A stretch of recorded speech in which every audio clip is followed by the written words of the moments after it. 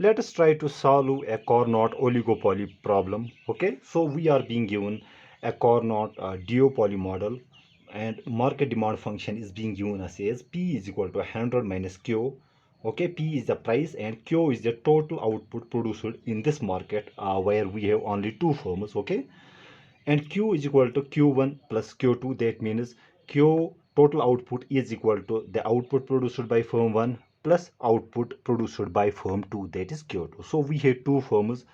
Okay, also the total cost is being given as 40Q. As I have told you, Q is equal to Q1 plus Q2. We need to find out the optimal output that each firm produces and also the equilibrium market price. Okay, so how do we solve this kind of question? First thing is first, what we do, we need to find out the reaction firms for firm 1 and firm 2. Okay, how do we find? Let me write it here. So we need to find out the reaction functions. Okay, reaction function for firm 1,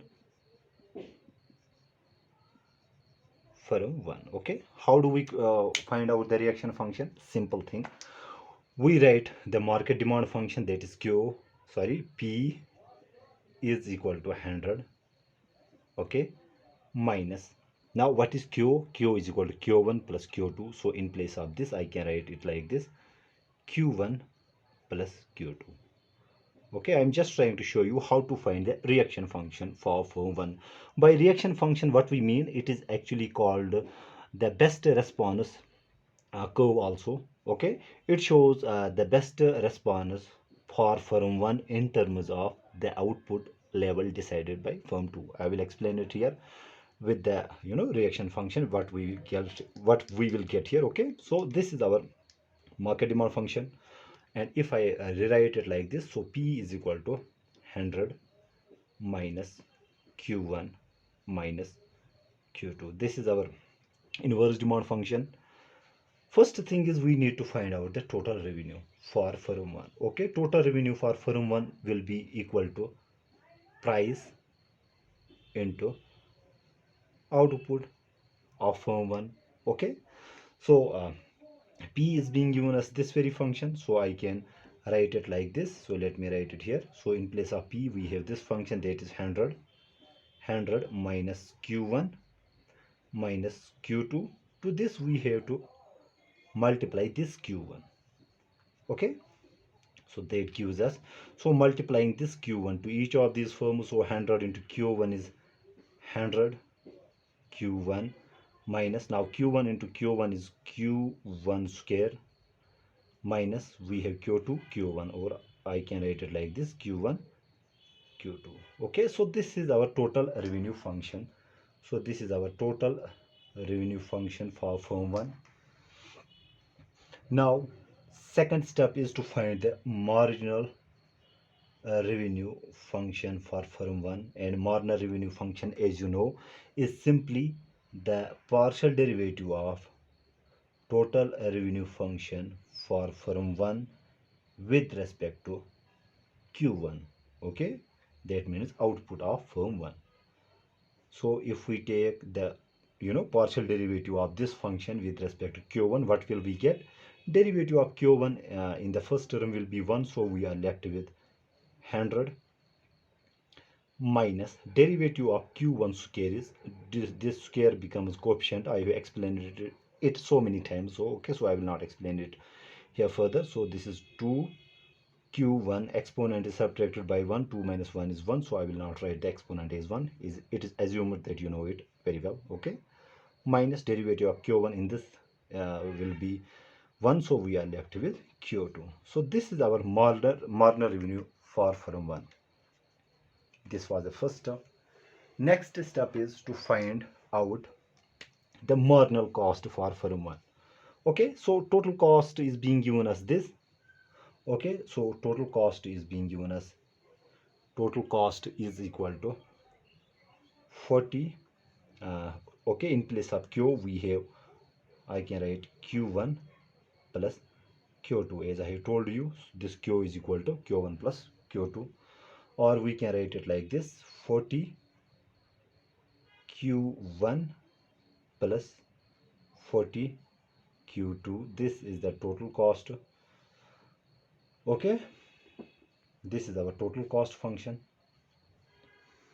Now we need to find out the marginal cost function. Marginal cost function for firm 1, it is simply the derivative, partial derivative of total cost function with respect to q1. Okay, so if we take the derivative of this function with respect to q1, so we have here actually 40. So with respect to q1, derivative of q1 is 1, so we are left with only 40. Okay, and the derivative of constant is obviously 0 because we are taking the derivative with respect to q1. That means this q2 is assumed to be constant here because we are taking the partial derivative with respect to q1. Now the equilibrium condition is simply the equilibrium condition for firm 1 will be, so equilibrium condition for firm 1 will be simply that we equate the marginal revenue of firm 1 with its marginal cost. Okay, this is the equilibrium condition. Marginal revenue is being given as, rather what we calculated here, which is 100 minus 2q1 minus q2. This is our marginal revenue for firm 1 and marginal cost is 40. Now what we do here, we solve this function for q1. So let us transpose these two q1 and q2s on RHS, so both will become positive, or I can relate it like this: 2q1 plus q2 is equal to, transposing this 40 here, it will get subtracted with 100, so we are left with 60 only. Okay, 100 minus 40 is 60. That means 2q1 is equal to 60. Now transposing this again here, this q2, because we are trying to solve it for q1, so this is q2. Now dividing this 2 to each of these terms, we will get q1 is equal to, when we transpose, it will get divided to each of these terms, so 60 upon 2 is 30.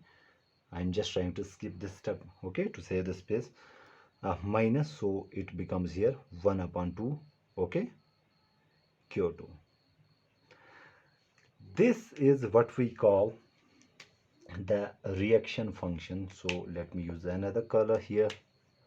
Okay, so this is actually the reaction function for firm 1. And how do we interpret this reaction function?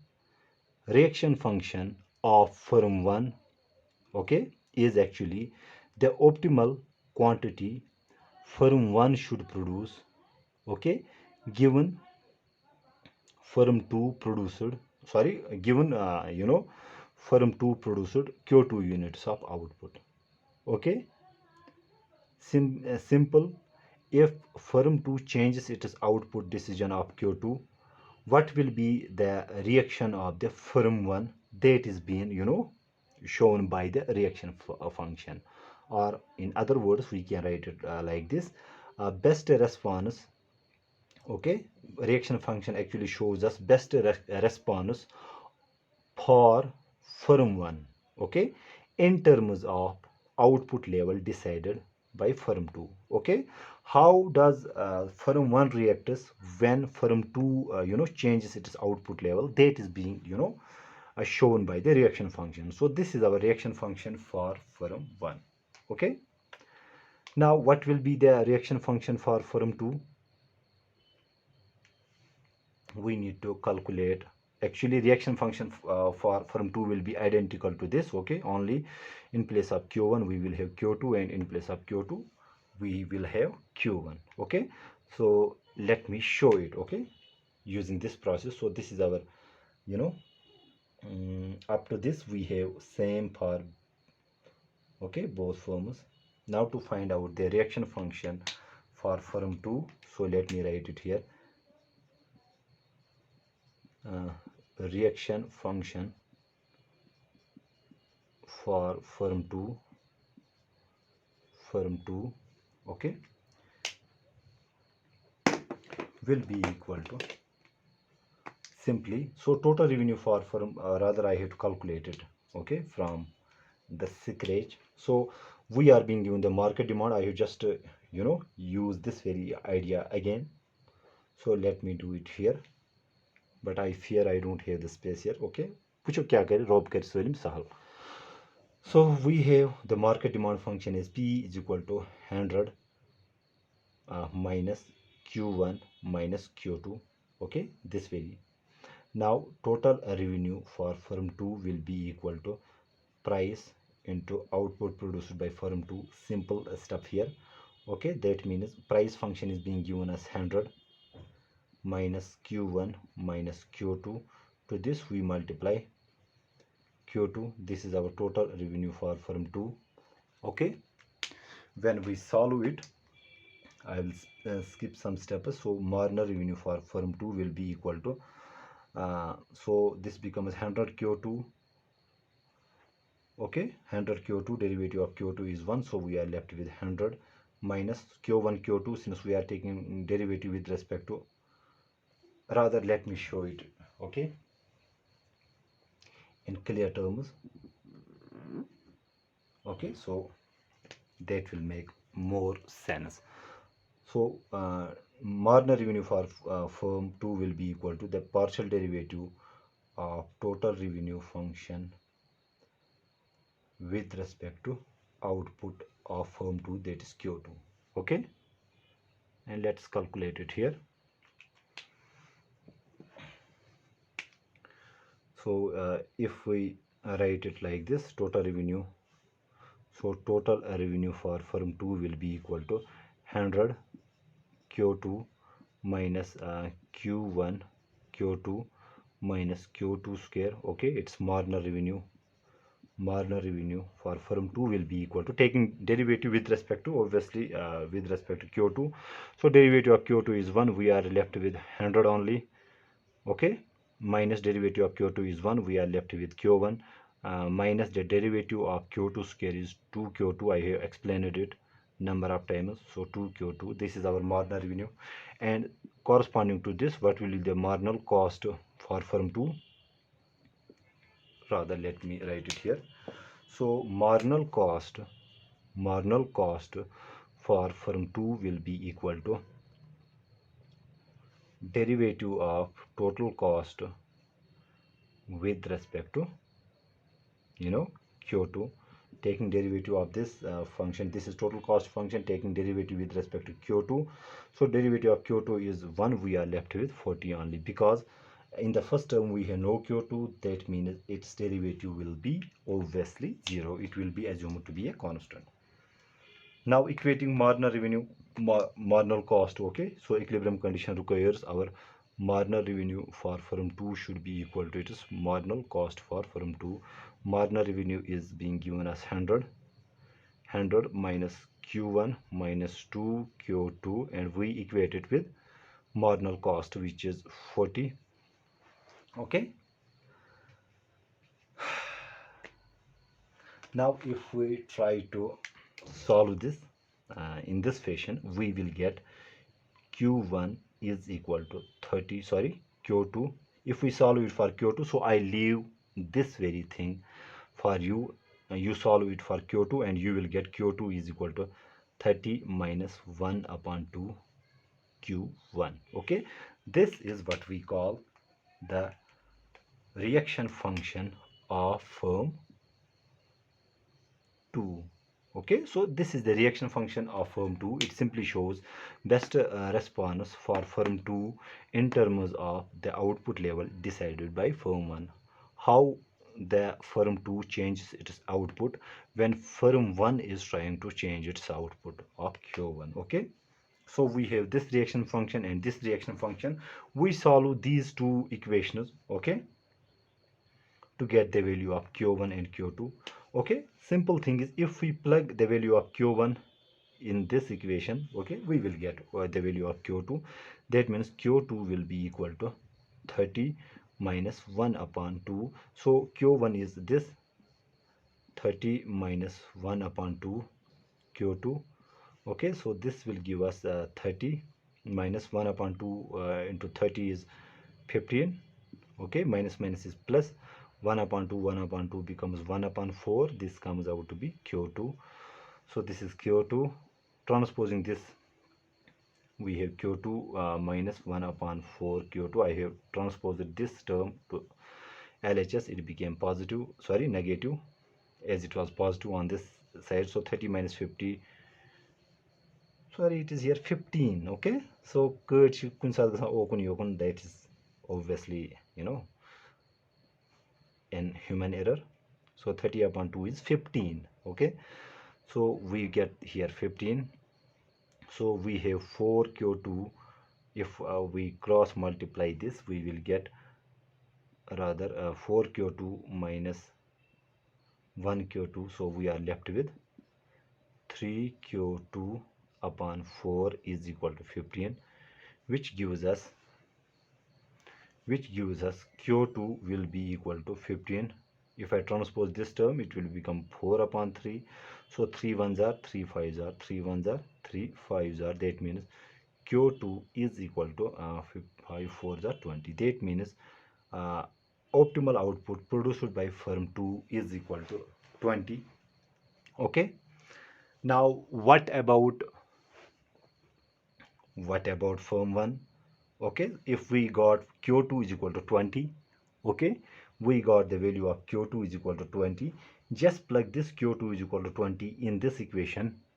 Okay, if I put Q2 is equal to 20 in this equation, in the reaction function of firm 1, so I will get Q1 is equal to, or let me write it with another color, the color that I used it lastly.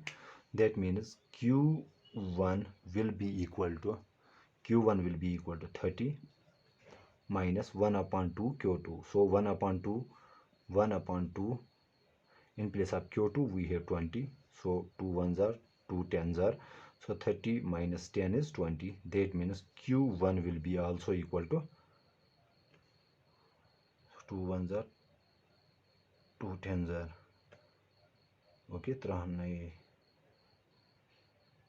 okay, obviously it is 20. So we got the output produced by firm 1 is equal to 20, output produced by firm 2 is equal to 20. That means Q1 will be equal to 20 and Q2 is also equal to 20. Okay, so both the firms will produce same amount of output. Next part was to find out the market demand price, or simply the market price. What will be the market price? Simple. Just plug the value of Q1 and Q2 in the inverse demand function. Okay.